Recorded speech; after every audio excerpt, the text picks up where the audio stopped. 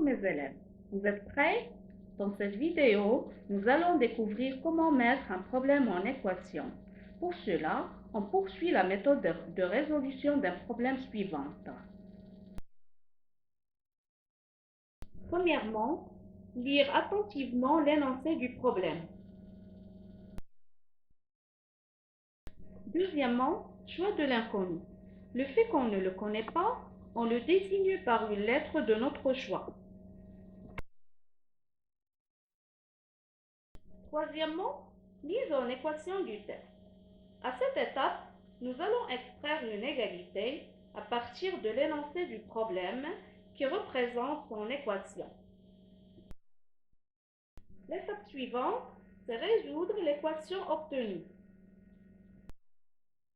Et la dernière étape, c'est vérifier que les solutions sont bien conformes au problème.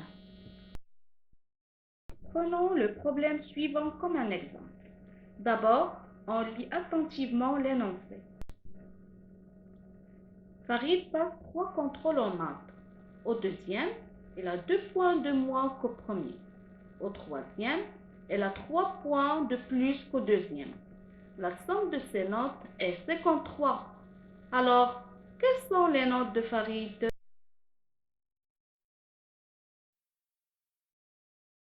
Ensuite, le choix de l'inconnu. Soit x la note du premier contrôle. Alors, x moins 2 est la note du deuxième contrôle. Et x moins 2 plus 3 est la note du troisième contrôle. Et après, c'est la mise en équation du texte. Alors, puisque la somme de ces notes est 53, on va additionner les 3 notes. Alors, le premier contrôle, elle a eu x. Le deuxième contrôle, c'est x moins 2. Et la note du troisième contrôle, c'est x moins 2 plus 3.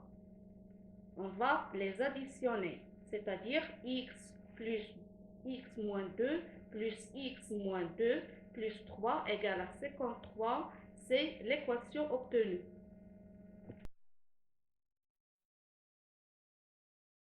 L'étape suivante, c'est la résolution de l'équation.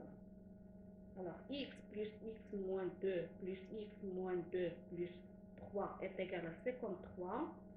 D'abord, on simplifie le premier membre. On calcule la somme des x et la somme des nombres connus. Alors, x plus x, ça donne 3x. Moins 2 plus 3, ça donne moins 1. Est égal à 53. Maintenant, on va transposer le nombre moins 1 au deuxième membre de l'équation.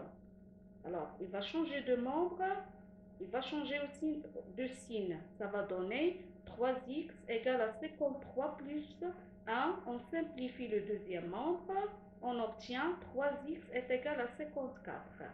Et après, on va multiplier par l'inverse de 3, qui est 1 sur 3, les deux membres de l'équation. On obtient x est égal à 54 sur 3 et on calcule le quotient. Ça va donner 18. Finalement, x est égal à 18. Conclusion. Alors, la note du premier contrôle, c'est 18. La note du deuxième contrôle, c'est 18 moins 2, c'est 16. Et la note du troisième contrôle, c'est 16 plus 3, qui est 19.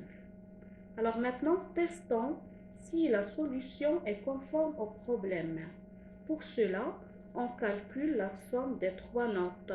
18 plus 16 plus 19 égale, cette somme égale à 53. Alors finalement, on déduit que la solution est bien conforme au problème.